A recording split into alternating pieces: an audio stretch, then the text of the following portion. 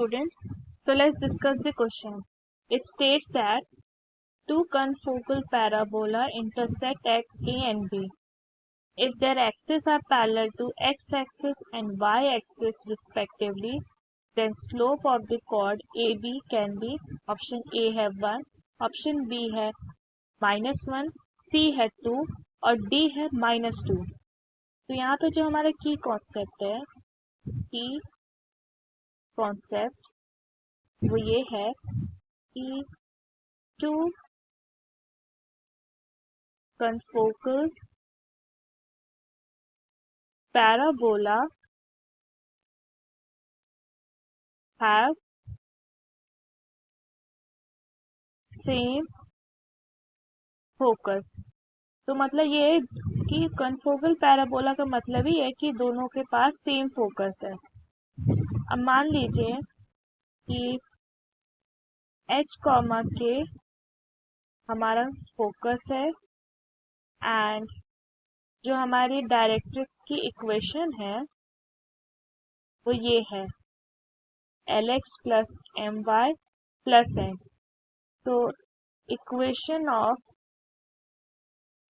Parabola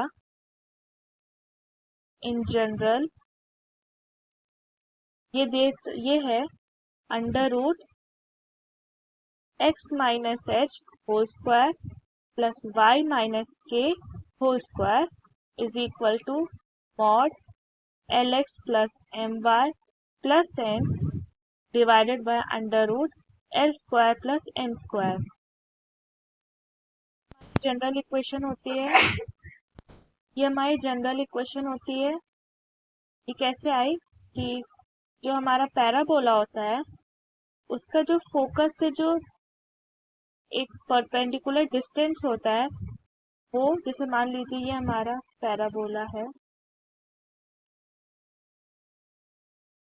ये vertex है और ये लाइन डायरेक्ट्रिक्स है, ये फोकस है h, के।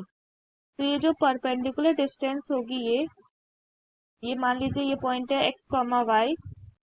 तो ये जो परपेंडिकुलर डिस्टेंस होगी PO वो डायरेक्ट्रिक्स के अगर फुट ऑफ परपेंडिकुलर यहाँ A पे है तो AP is equal to OP। तो वही कॉन्सेप्ट हम यूज करके equation of parabola in general हम निकालते हैं।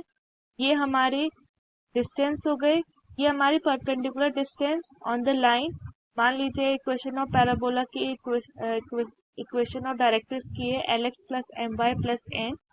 तो हम क्या करेंगे, x plus x multiplied by जो इसका कोफिशिएंट होगा x का Lx plus my plus n whole divided by L square plus n square. तो ये हमारा की पॉइंट हो गया। अब चलते हैं, यहाँ पे दिया हुआ है, मान लीजिए the focus be A, B, हमने सपोज कर दिया A, P। अब मान लीजिए S1 हमारा इक्वेशन ऑफ पैराबोला है एक फर्स्ट और S2 भी हमारा एक इक्वेशन ऑफ पैराबोला है। यहाँ पे दिया हुआ है कि parallel axis is parallel to x axis. अगर हमारी एक्सिस, यहाँ देखिए एक्सिस हमारी जो है ये होती है, तो अगर ये एक्सिस हमारी पैरेलल है एक्स एक्सिस की तो हमारी जो डायरेक्ट्रिक्स होती है वो उसके परपेंडिकुलर होती है। इट मीन्स अगर एक्सिस हमारी एक्स एक्सिस से पैरेलल है तो हमारी डायरेक्ट्रिक्स वाई एक्सिस से पैरेलल है। तो यहाँ पे हो जाएगा, अगर हमारी वाई एक्सिस से पैरेलल है तो ये बन जाएगा x इज इक्वल टू 0, मतलब पैरेलल टू वाई एक्सिस, ये डायरेक्ट्रिक्स होगी। उसी तरह से अगर एक्सिस अगर वाई एक्सिस के पैरेलल है तो उसकी डायरेक्ट्रिक्स एक्स एक्सिस से पैरेलल होगी, means y is equal to 0। तो ये बन गया। तो हम S1 की इक्वेशन लिख देते हैं।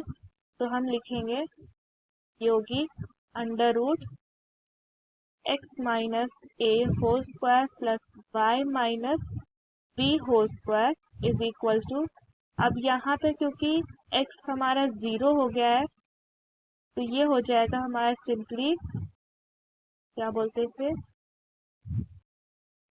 y। तो ये बन जाएगा x minus a whole square plus y minus b whole square is equal to y square. Similarly s2 के साथ under root x minus a whole square plus y minus b whole square is equal to x।